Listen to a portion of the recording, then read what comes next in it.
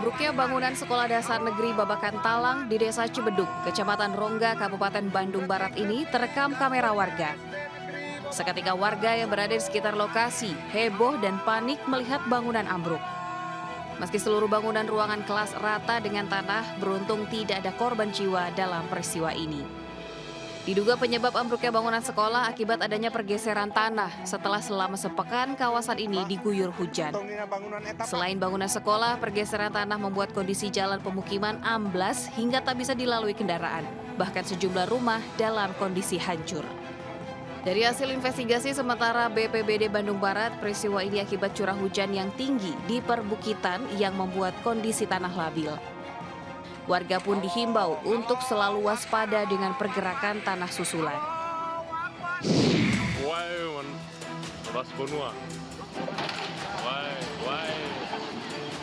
Di Tanah Toraja, Sulawesi Selatan, tebing setinggi 50 meter longsor dan menerjang pemukiman penduduk. Akibatnya 3 rumah warga porak-poranda tersapu material longsor hingga terperosok ke tebing yang berada di belakang area rumah. Diketahui longsor disebabkan oleh intensitas hujan yang tinggi mengguyur Tanah Toraja sejak sepekan terakhir. Dari Bandung Barat, Jawa Barat, dan Tanah Toraja, Sulawesi Selatan, Tim Liputan iNews melaporkan.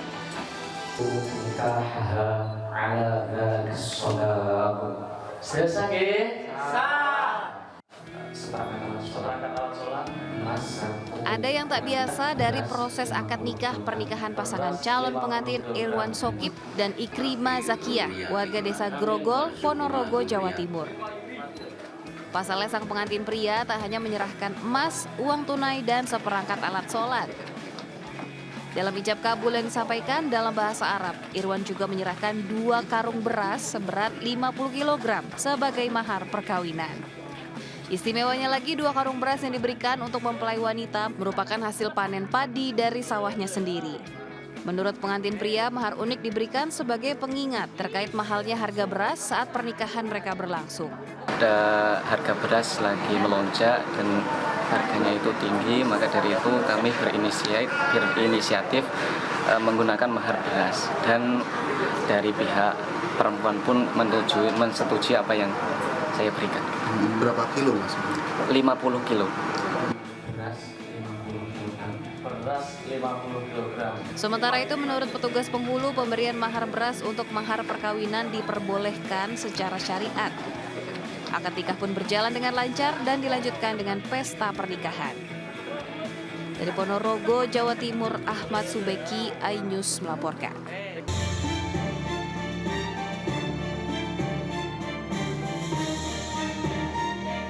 Gatan Saleh, pelaku penembakan kantor travel di Jatinegara, Jakarta Timur, akhirnya diringkus Satreskrim Polrestro Jakarta Timur di kawasan Kabupaten Bogor, Jawa Barat. Dari hasil pemeriksaan, penembakan terjadi setelah pelaku dan korban berselisih atau saling cekcok melalui pesan singkat. Pelaku juga mengaku bahwa senjata api yang digunakan telah dibuang ke aliran Kali Ciliwung. Berdasarkan hasil uji balistik, pelaku menggunakan senjata api dengan kaliber 7,65 mm. Dari saksi dulu kalau nanti akan dilakukan gelar perkara nanti pada jam 12 untuk menentukan langkah hukum selanjutnya. Apakah tersangka terduga pelaku ini akan dinaikkan statusnya sebagai tersangka dan kami akan melakukan tindakan hukum lainnya berupa penangkapan dan penahanan. Selain kasus penembakan, mantan suami dari aktris Cut Keke dan Dina Lorenza ini juga terbukti positif narkoba. Dari hasil tes urin, Gatan dinyatakan positif ganja dan psikotropika jenis benzodiazepin yang masuk kategori obat terlarang. Atas perbuatannya ini, Gatan disangkakan pasal tentang percobaan pembunuhan, terancam hukuman di atas 5 tahun penjara. Dari Jakarta, Rio Manik, iNews melaporkan. Pemirsa, 3 bayi di Sidoarjo, Jawa Timur dan 5 bayi di Kota Parepare, Sulawesi Selatan lahir normal dan sehat di tahun Kabisat 29 Februari 2024. Karena lahir di tahun Kabisat, bayi-bayi ini akan melakukan ulang tahun 4 tahun sekali.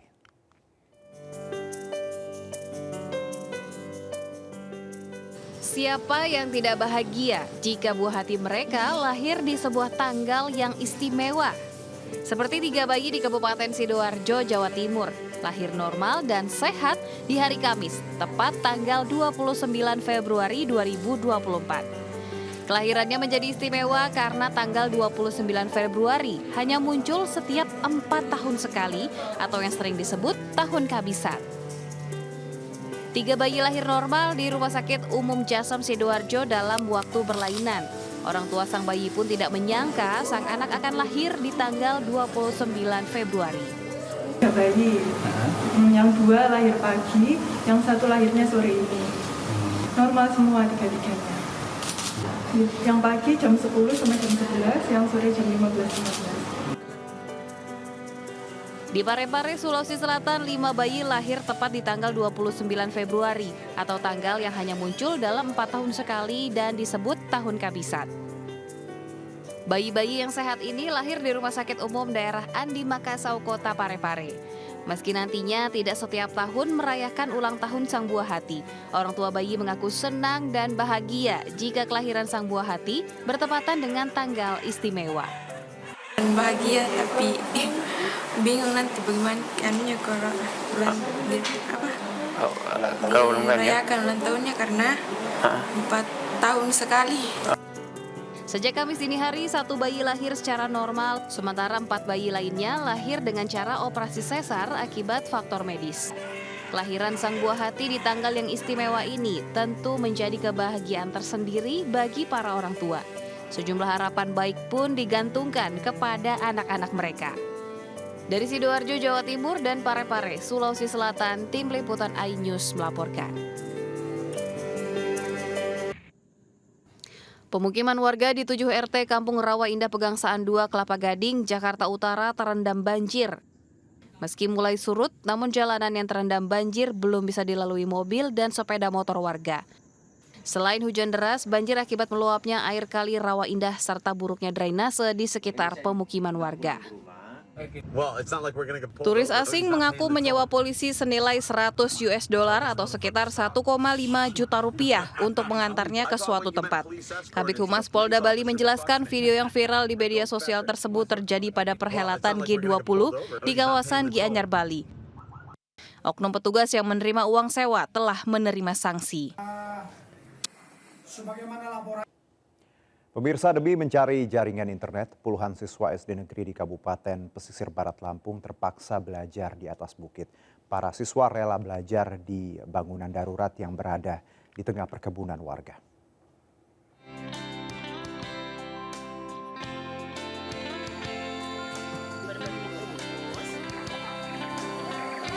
Puluhan siswa beserta guru SD Negeri 104 Kerui, Pemangku, Sukamaju, Pekon, Pemancar, Kabupaten Pesisir Barat, Lampung ini terpaksa keluar kelas. Mereka harus berjalan kaki, menyusuri jalan setapak sejauh 1 km dan mendaki bukit setinggi 500 meter. Hal ini dilakukan demi mendapatkan materi pelajaran dari internet karena di area sekolah tidak ada sinyal internet. Sulitnya akses internet tentu membuat kegiatan belajar siswa menjadi terhambat. Apalagi dengan pembelajaran kurikulum merdeka, di mana seluruh metode harus mengakses pelajaran dari internet. Kondisi ini sudah berlangsung sejak tahun 2018 silam, hingga membuat siswa tidak bisa menerima materi belajar secara maksimal.